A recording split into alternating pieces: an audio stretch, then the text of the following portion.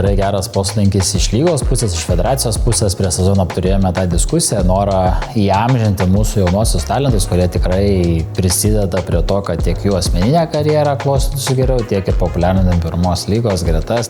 Tiem žaidėjams tai bus dar papildoma motyvacija siekti savo užsibrėžtų tikslų ir aš manau, kad žaidėjai čia yra toks grįžtamas atlygis už žaidėtą darbą. Pirma lyga yra ta terpė, kur tie jaunieji žaidėjai pradeda integruotis į vyrų futbolą. Iš lygos pusės manau, kad duodam tą didelį postumį žengti dar tą žingsnį, kabintis toliau, būti alkanam.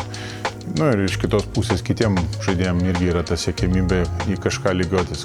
Projektą vertinu sėkmingai, šiandieną įvyko pirmos sezono pusės aptarimas, tų geriausių įprasminimas, išrinkimas. Manau, kad jaunuoliai tikrai išvyko iš federacijos pozityvios nuotaikos, prisisėmė dar daugiau gerų emocijų, teigiamo to įspūdžio, kad reikia nesustoti. Tai yra pirma tarpinė stotelė, būti geriausiams tarp geriausių. Džiugu, kad iš federacijos pusės tiek rinktinės ir treneris, tiek prezidentas, tiek techninis direktorius, tiek Arminas Narbekovas, tiek Mindaugas Šepas visi skiria dėmesio savo laiko atvyksta. Tai manau yra didžiulis postumis jaunam žaidėjui siekti tų tikslų.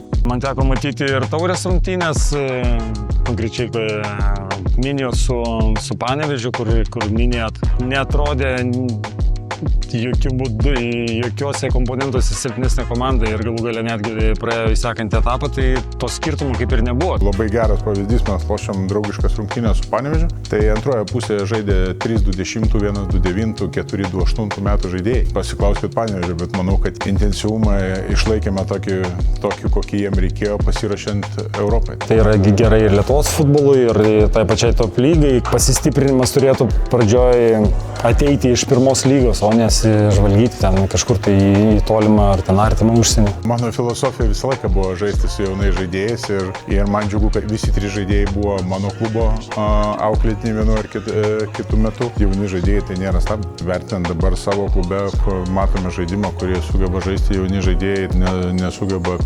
išlaikyti tokio intensyvumo, tai ką sugeba jaunimas išlaikyti. Ir aš tik tai už tai, kad kuo daugiau jaunų žaidėjų būtų pirmoji lyga, ypač pirmoji lyga. Manau, palinkėjimas labai paprastas. Neužriesti nosies, nesužvaigždėti, nenustoti tobulėti. Jeigu tu sufokusuosi į savo kaip žaidėjo karjeros kilimą, tai visa kita ateis. Siekti savo tikslo, nesustoti pasiekus jį. Kad kuo greičiau atsirastų top lygos gretose, kad kuo greičiau po top lygos būtų sekanti stotelė, kad ir kuri būtų Europoje. Kartais net išsikelti tą tokį šiai dienai nerealų tikslą. Ir kad vieną dieną atsidurti tiek nacionaliniai rinktiniai, tiek ir aukšto lygio čempionate arba čempionų lygos pagrindinėse etapuose.